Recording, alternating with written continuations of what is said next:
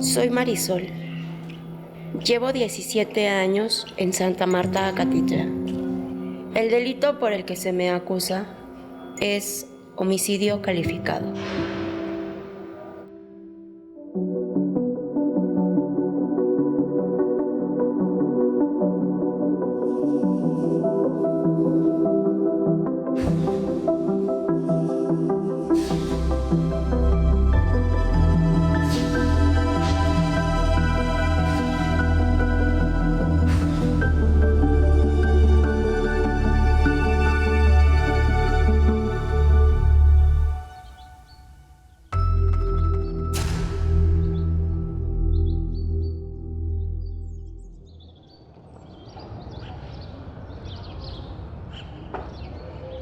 Algunas ocasiones podrán ver mi rostro, en otras no, pues mi miedo era muy grande.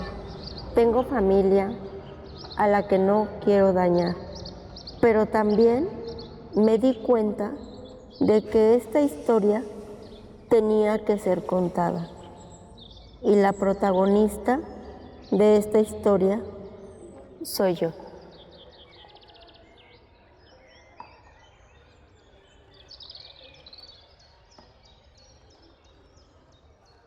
Crecí en la delegación de Xochimilco con mis abuelos paternos y tuve la oportunidad de crecer con mi hermano. Somos 3 hermanos, pero hubo una separación de mis papás cuando yo tenía 9. Fue muy difícil, como que la parte de la separación de ellos, pero tuvimos el apoyo de los abuelos paternos, ¿no? Entonces como que la parte de la falta de los padres, pues la cubrieron ellos. Mi papá, bueno, tuvo otra relación con una persona, fue lo que ocasionó la separación de mis padres. Mi mamá, pues, entró en una crisis emocional.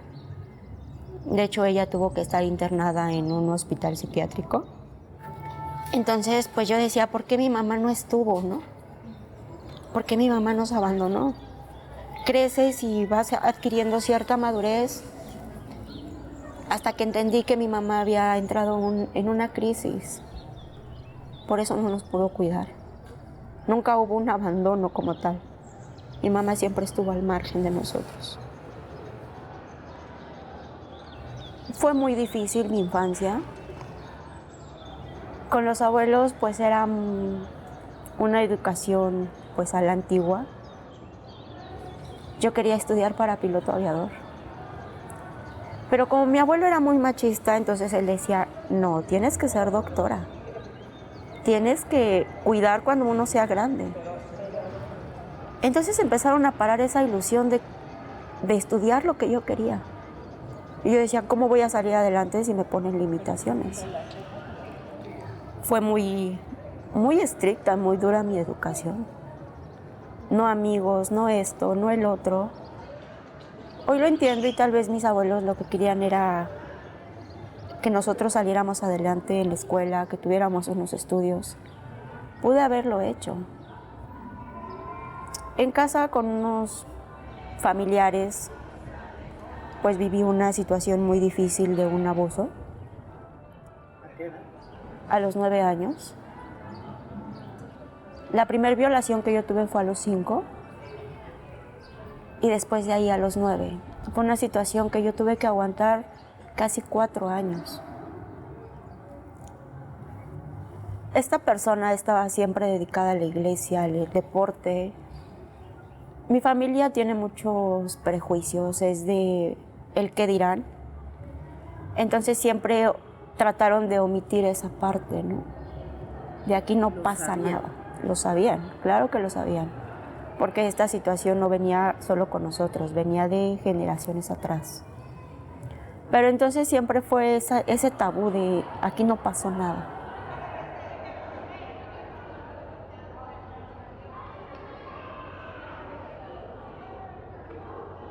Todo comienza a los 5 años. Curioso, ¿no? ¿Qué puede saber una pequeña de esa edad? Recuerdo a mis padres coger a mi hermana en brazos y salir de casa rumbo al hospital. mientras mi hermano de 3 años preguntaba, ¿mi mamá? Solo pude abrazarlo cuando se escuchó a alguien llamando a la puerta, un vecino que frecuentaba ir a casa. Aquella noche llena de miedo, vacío y un silencio frío, nos cuidaba transmitiendo confianza. Mis padres regresan a casa. Recuerdo a mi madre decir que mi hermana tenía un problema para respirar y un problema en el corazón, situación que cada día se hacía más frecuente en la salud de mi hermana. Unos padres ausentes, niños asustados y un vecino que aprovechó el momento para cometer la bajeza más cruel y despiadada. Esa tarde me invitó un dulce, puesto que pocos niños se niegan a recibir uno. En lo que yo me distraía destapando ese dulce, él me abrazó para sentarme en sus piernas, mientras retiraba mi ropa. Yo no entendía qué pasaba, solo sentía miedo. Su única intención era la de hacerme daño, terminar con mi inocencia, mi niñez, marcar de por vida mi cuerpo. Cuando él terminó su bajeza, sus únicas palabras fueron: esto es para que tu hermanita esté a salvo, pero no puedes decir nada, porque si no tu hermana puede morir. Decidí callar, pues mis padres habían sufrido la muerte de uno de mis hermanos que jamás pudo ver la luz. Cada día que pasaba mi hermana crecía, reía y jugaba. En mi cabeza, el pensamiento de aquel día continuaba presente, puesto que creía que mi hermana se había salvado por lo que había hecho conmigo. Mi niñez jamás fue igual, quedó marcada. Mi propia familia serían los encargados de causar millones de heridas, pero jamás pensaron que mi alma era irrompible, pues la misma tenía la gran necesidad de gritar, respirar y vivir. Y a pesar de que mi grito fue ignorado, sobreviví aferrada a mis estudios. Amaba ponerme ese par de patines que me hacían sentir libre, grande. Patinaba con gran fuerza que parecía que mis piernas eran de liga. Pero al regresar a casa, mis agresores volvían a aparecer. Mi única esperanza era encontrar a mi madre. Lo único que encontré fue un gran letrero que decía bienvenida. Era un mundo en el que no había dolor, el alcoholismo. A los 15 años decido buscar a mi mamá. Mi mamá no tenía una casa estable donde vivir, vivía con su mamá. Pero pasaba por mi cabeza mi hermana. Tengo una hermana que hoy en día tiene 28 años. Y a mí me preocupaba, me daba miedo que mi hermana hubiera pasado la misma situación que yo. Busco a mi mamá pues decide que yo iba con ella. Y empezamos una vida juntas, mi hermana, mi mamá y yo.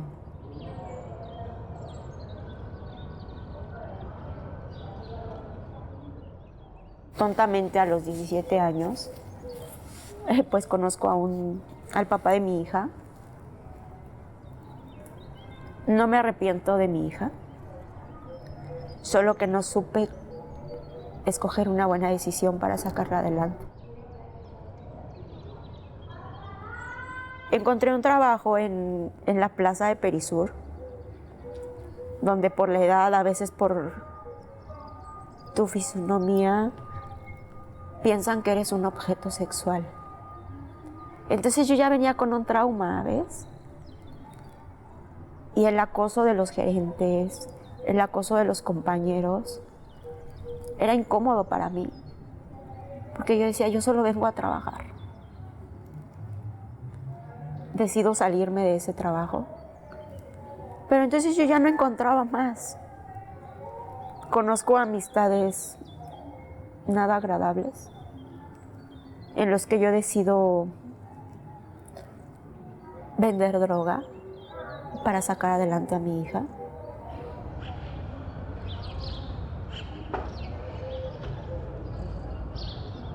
Todo comenzó en julio de 2005, cuando conocí la fórmula que me llevaría a tocar el cielo, pues la crisis económica había alcanzado mi existencia. Tengo una hija de 9 meses, madre soltera. No tengo ni la más mínima idea de qué voy a hacer hasta que conozco a Ana, quien me hace la invitación para vender drogas. Recuerdo que mi primera impresión fue de miedo y una respuesta concreta. No, gracias, no quiero terminar en la cárcel. Pero mi loca interior decía, tu hija necesita comer, puedes sacarla adelante. Fue lo que me platiqué y creí, y por supuesto terminé haciendo lo que no me gustaba. Nunca pensé que mi decisión tenía tiempo de caducidad, hasta que aquel día probé esa dosis. La ansiedad creció por un par de días más. Tengo recuerdos claros y otros muy vagos. El para el cual vendía droga me pidió un favor, al que no me pude negar, porque me sentía agradecida por proporcionarme esa sustancia. El 26 de julio tenía que llevar a un hombre a una casa, porque tenía que arreglar problemas con él. Jamás vi la magnitud de lo que hacía. La única intención era privar de la vida a aquel hombre. Acompañado de un sujeto llamado comenzaron a apuñalarlo una y otra vez. Aquel hombre, recuerdo, solo pedía se le diera cocaína. No le importó clamar por su vida. Yo continuaba intoxicando mi cuerpo, confundiendo mi mente. No sabía diferenciar entre la realidad y alucinación, llena de odio, euforia. Fue como tener a mis agresores frente a mí. Tomé un arma punzocortante y apuñalé en 2 ocasiones a ese hombre que nunca había visto. Él intentó defenderse con un sable, ocasionándome 2 heridas. No he podido recordar quién le ocasionó una herida en la cabeza. Cuando él cayó al piso, el efecto de esa droga desapareció. Llena de miedo comencé a gritar cuando se escuchó una voz decir que yo lo había matado. Cuando aquella fórmula desapareció, estaba acusada de homicidio calificado. 35 años de prisión, de los cuales tengo 17 años, 3 meses.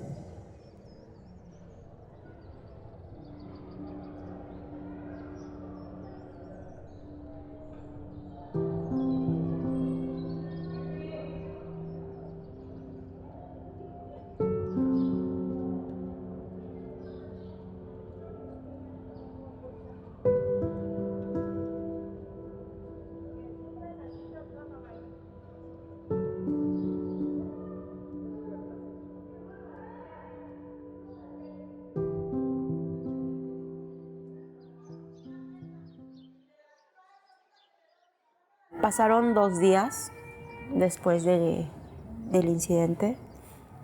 A mí me detienen sin una orden. Cuando llego a la delegación me dicen que estoy procesada por el delito de homicidio. Entonces yo recuerdo haber hecho una declaración, la cual no tuve la oportunidad de volver a leer, y era una confesión del delito. Cuando yo llego al juzgado me dice el secretario de acuerdos que si ratificaba mi declaración rendida ante el MP. Yo no entendía ni siquiera qué era el término ratificar. Tontamente le digo sí. Y entonces queda plasmado el que yo era culpable del delito por haber ratificado la declaración rendida ante el MP.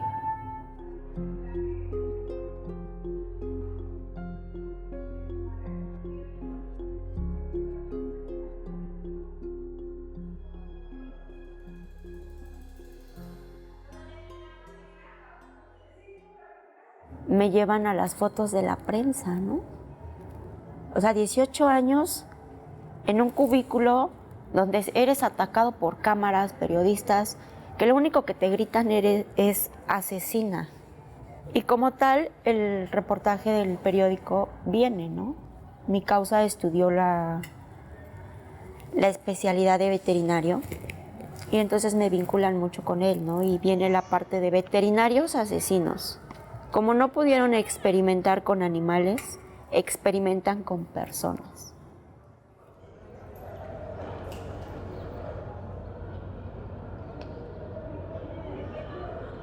Cuando llegas a la puerta, que es del estacionamiento del centro, nos recibe seguridad y custodia. Yo ya venía con ropa beige, que era el color permitido. Después de ahí se me llevó al área de jurídica para tomar las fotos, las huellas. Después al área de servicio médico para la certificación, ver si traía alguna enfermedad, si necesitaba algún medicamento. Horas después, seguridad y custodia me llevó al dormitorio A, que era el dormitorio de ingreso, donde recuerdo que el pasillo se me hizo eterno. Yo decía, eran caminos derecha, izquierda, y se me hizo eterno. Cuando llegué al dormitorio fui ubicada en la estancia 314, con 2 señoras más, que creo llevaban 2 días de haber ingresado, solo lloraban. Entonces en ese tiempo, pues la mayoría de las que estábamos en ese nivel, pues yo creo que nuestra única preocupación era irnos. Llevamos el proceso que duró 1 año, 1 mes, donde no se desahogaron pruebas periciales en mi contra, donde no hubo una parte acusadora en mi contra. Y yo recuerdo que yo solicité una audiencia con el juez y le dije que pues tomara en cuenta la parte de las huellas, ¿no? Porque en la parte de la confesión dicen que viene que yo lo privo de la vida, lo apuñalo no sé cuántas veces, lo envuelvo en unas cobijas y lo tiro. Me deshago del cuerpo, ¿no? Prácticamente. Dime cómo una persona de 18 años, ignorante en muchos aspectos, iba a tener la fuerza para hacer todo eso. Y al desahogo de pruebas sin ninguna huella. El juez, su respuesta solo fue de, pues tú me puedes decir una cosa, pero aquí quien decide soy yo.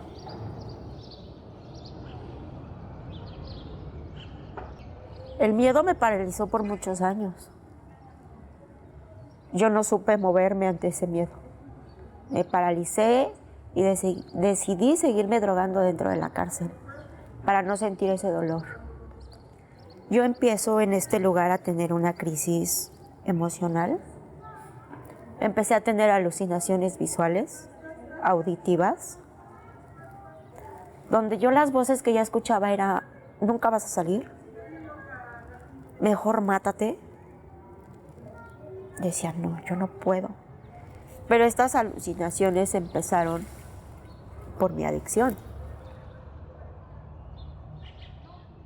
Probé cocaína en piedra, pero me dio miedo.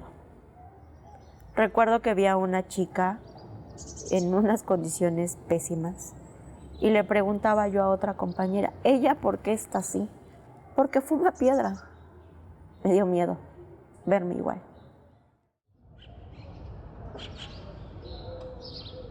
Mi adicción aumentó de nivel. Pero ¿qué pasa con 2 chicas que también eran adictas, igual que yo? Intentan robarme el teléfono celular que yo tenía. Como no pudieron, Carmen me dieron una golpiza, con la cual terminé con 8 puntos dentro de la boca, la nariz rota, perdí un diente.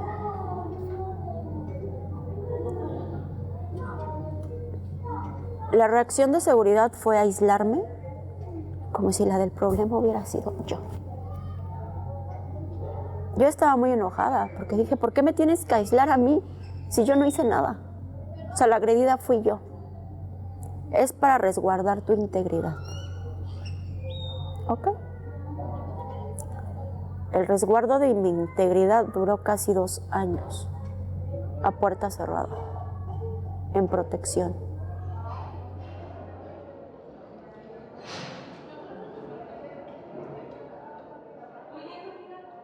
Donde yo estuve eran, yo creo que un pequeño cuarto de 3x2.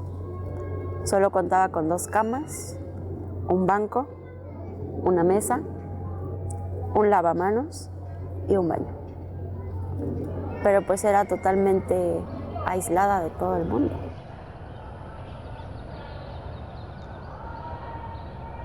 Con la compañera que estaba, que ella, desde hecho, creo que ella desde que ingresó le solicitaron la protección por el trabajo que tenía fuera de este lugar.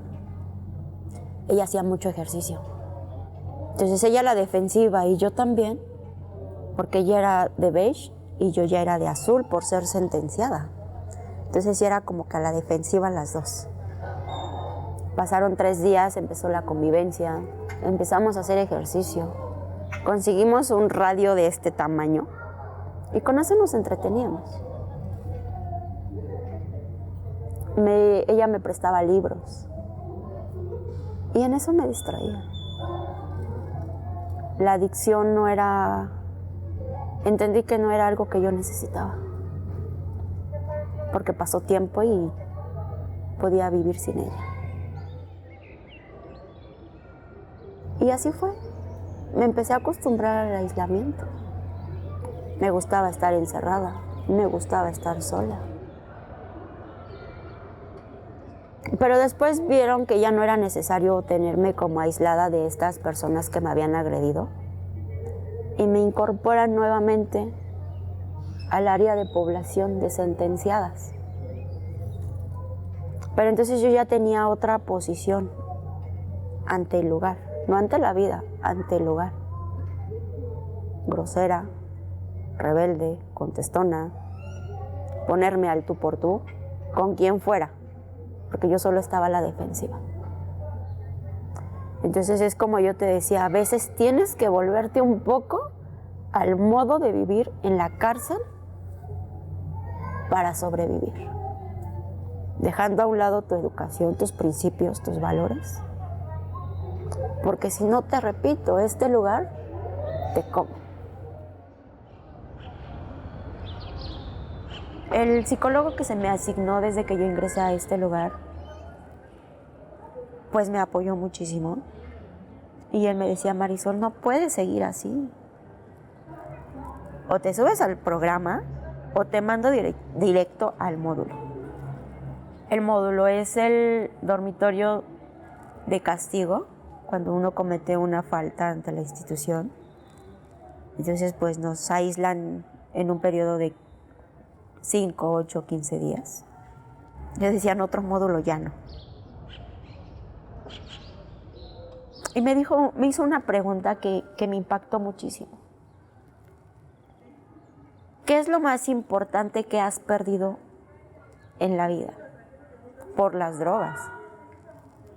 Y en automático mi respuesta fue mi libertad.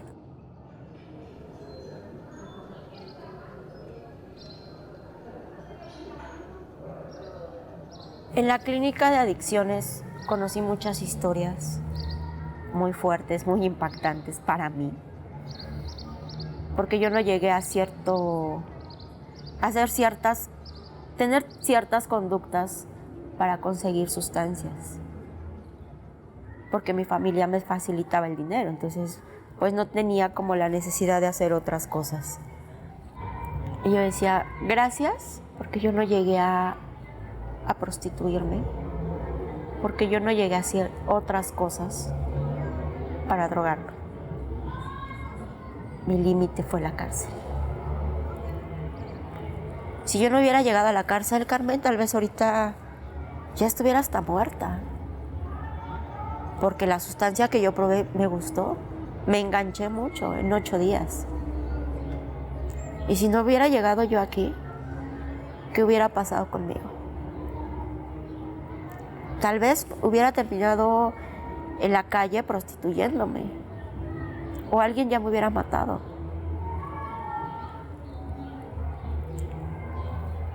Fue como un límite y una salida para mí en cuestión de las drogas. Porque de cierta forma me salvé de estar en otras circunstancias.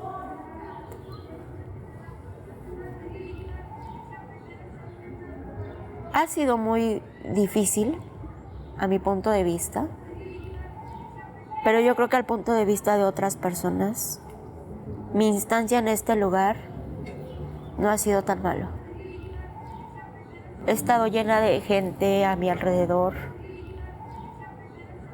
Llamémoslo en este aspecto, he sido muy bendecida por Dios.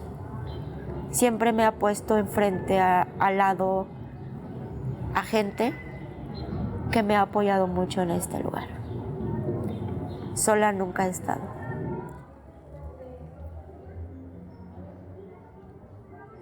Mi hija pues la veía muy poco. Ella tenía 9 meses cuando yo llegué a reclusión.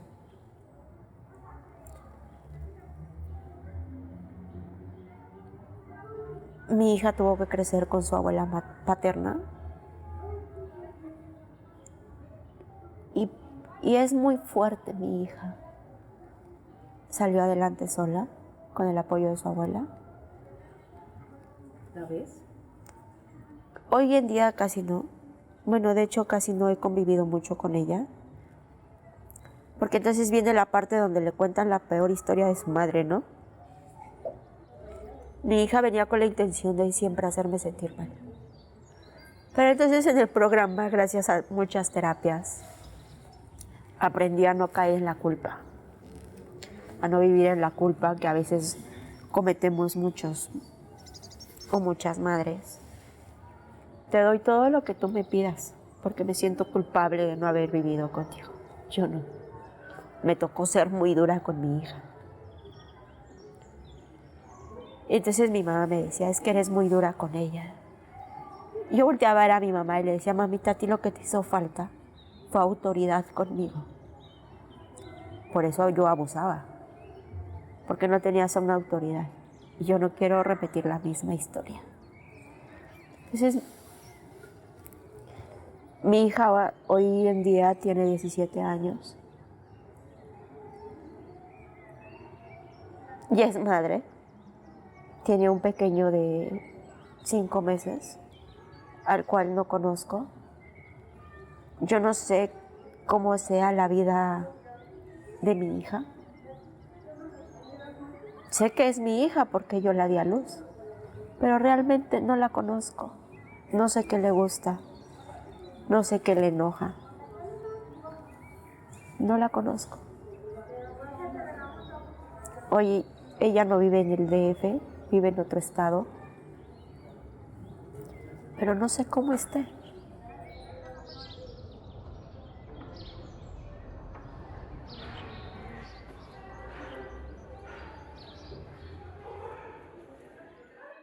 En este lugar encontré mucho apoyo para superar todo esto. Volví a encontrar al que hoy en día es mi pareja actual, con el que llevamos 9 años. Viene la parte de, ¿y si tenemos un hijo? Y decía, bueno, ya falta poco tiempo tal vez para alcanzar un beneficio. Si yo estuviera lejos de una posibilidad de irme de este lugar, yo no hubiera decidido tener un hijo. Porque sé que es vivir lejos de uno, que era mi hija. No quería que la situación se repitiera nuevamente. Y entonces empezamos esa parte de, bueno, un hijo, ¿no? Sí, vive aquí conmigo, te lo llevas, me lo regresas. Y así fue. Fue un bebé que me costó mucho, porque fue un niño muy deseado, muy amado, planeado. Tuve la oportunidad de estar en Torre Médica un mes antes de mi parto. me atendían muy bien, estaba en constante revisión mi bebé. Y fue muy padre mi embarazo, fue muy bonito a pesar del lugar, de las circunstancias. Pero ¿qué pasa cuando viene el traslado, no? La alta médica. Agarra tus maletas con tu cesárea a tu bebé y trépate al móvil, ¿no? Oscuro, sucio, lleno de animales. Y tú allá adentro con tu bebé. Mi hijo me pedía de comer en el camino. Yo no le veía ni siquiera la cara de la oscuridad que había dentro del móvil. Y ahí empezó entonces la realidad de haber tenido un hijo en la cárcel. Es muy bonito, sí, pero también es muy difícil.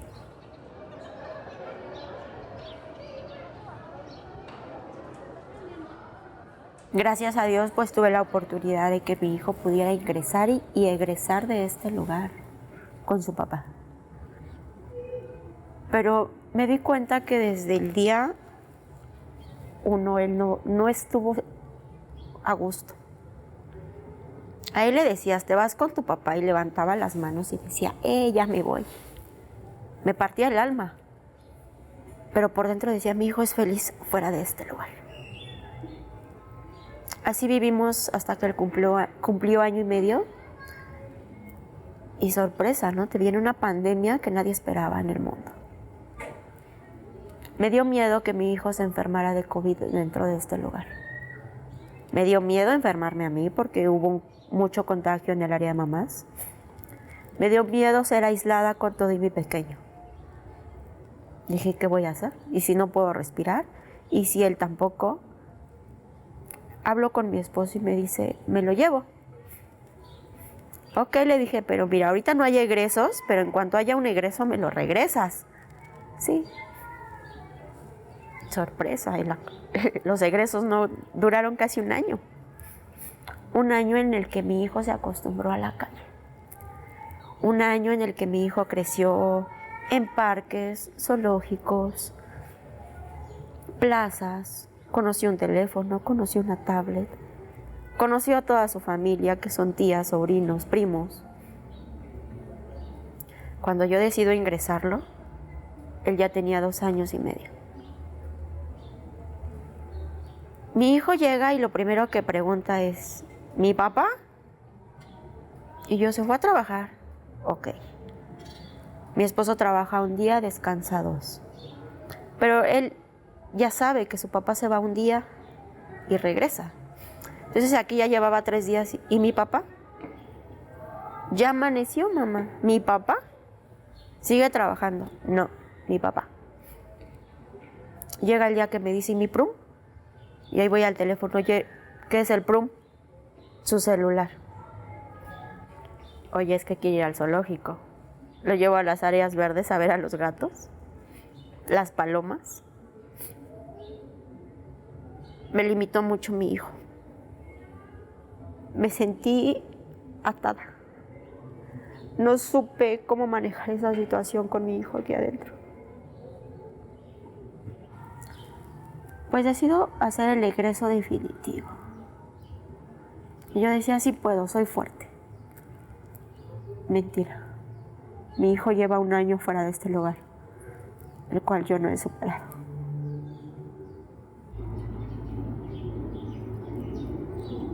Yo veo muy poco a mi hijo en las visitas, porque a él no le gusta venir, porque es un lugar feo. Y él piensa que se va a quedar. Si viene, se va a quedar conmigo. Él prefiere no venir. Aún así mi esposo lo trae. Pero él llega y vamos a jugar. Hay veces que me ha tocado decirle, oye, te amo. No, yo no te amo. Sé que es muy pequeño, que tal vez no entiende esa parte, pero a mí me causa mucho dolor. Oye, te extraño. No, yo no te extraño. O sea, y te lo dice con una facilidad. Yo así de, me estás lastimando. Y su papá sí le llama la atención de, tienes que hablar con tu mamá. No quiero. Entonces yo le decía, ¿por qué estás enojado conmigo? Porque tú me abandonaste. Porque no te veo. Ese día llegó a casa y a mi sobrina le dice, Karen, vi a mi mamá. Ah, sí, ¿viste a tu mamá? Sí, me besó, me abrazó. Sí me quiere mi mamá, Karen. Mi sobrina le dice, por supuesto que te quiere tu mamá. Yo pensaba que no. ¿Qué hago con esa situación? ¿Cómo le digo a mi hijo que él no vive conmigo, no porque yo no quiera, sino porque es lo mejor para él?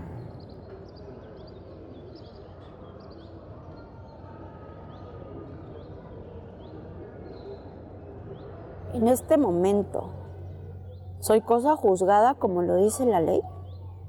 Porque ya agoté todos los recursos. Nunca logré que la sentencia disminuyera, la quitaran o me dieran nueva sentencia conforme a mi participación.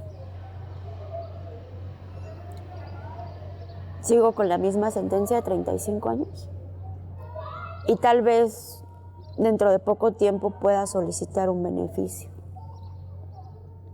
el cual tampoco sé si se me va a dar o no, porque todo se me niega. He escuchado otros casos, solicité esto y me disminuyeron 1 año. Me he ido disminuyendo años. Vuelto a ver mi caso y 17 años con la misma sentencia. Solicité el amparo en el año del 2012, el cual se me negó. Y cuando tuve la oportunidad de leer el amparo decía que se había tomado en cuenta huellas periciales, raspado de uñas y el cabello encontrado en la persona hoy privada de la vida, cuando no son míos. Y por eso 3 puntos se me niega un amparo, que lo solicité con la Defensoría de Oficio, porque yo no tenía para pagar un abogado. Y así ha sido toda mi defensa. De oficio y todo negado. Y como los de oficio se toman muy poco tiempo para venirte a hacer una visita y preguntarte o decirte, más bien asesorarte qué se puede hacer en nuestra situación, muy pocos lo hacen. ¿A quién le solicitas ayuda? Recuerdo que aquí a veces se hacían campañas para dar asesoría jurídica y cuando yo me acercaba me decían, ¿cuántos años llevas? 4. Tu delito, homicidio calificado. Sentencia, 35. Cuando cumplas 17 años nos buscas. Ah, ok, gracias. ¿A quién le pides ayuda?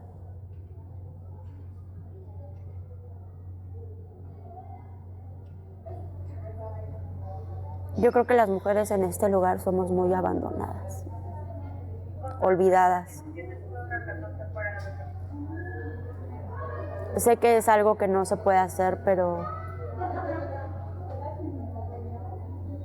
si tú pudieras venir un día de visita, yo creo que son contadas las personas que están formadas fuera de este lugar para ingresar a visita. Pero si tú vas a un reclusorio varonil, son inmensas las filas. Y entonces, ¿dónde está esa parte de donde dices que la mujer es vulnerable? Que es una pieza importante ante la sociedad. Cuando es la primera que olvidas. Aquí se dice que nos apoyan o apoyan por el simple hecho de tener un menor y eres vulnerable. Ser indígena, tener una discapacidad. Pero hay de aquellas personas que no tienen ninguna de esas situaciones. ¿No son vulnerables? Yo creo que cualquier mujer, yo creo que todas las personas que estamos dentro de este lugar somos vulnerables. No necesitas tener un menor, no necesitas ser indígena. Por el simple hecho de ser mujer, eres vulnerable a muchas situaciones.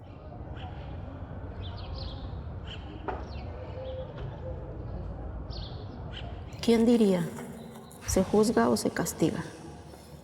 Al igual que yo, muchas de mis compañeras nos haríamos la misma pregunta infinidad de veces. ¿Qué voy a hacer? Mis hijos, mis padres. ¿Qué hay de ellas que por denunciar un delito la autoridad decidió detenerlas?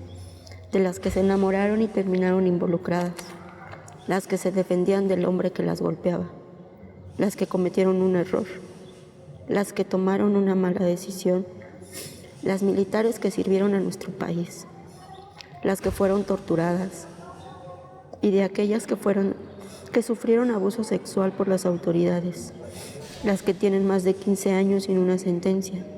¿Quién nos voltea a ver? ¿Quién nos escucha? Solo existimos para juzgarnos por lo que dice un auto de formar prisión o por un error cometido. Somos madres, hijas, esposas, abuelas, mujeres muy fuertes, valiosas, que merecemos una oportunidad. ¿Quién diría que esto sería ignorado por muchos años? Pues tengo compañeras que tienen 28, 20, 24 y 18 años en este lugar. Y cada día que pasa luchan por mantenerse de pie, porque la fe de encontrar la libertad llegará. Y deseo que uno, entre tantos, oiga y escuche. No somos lo que dice un auto de formar prisión.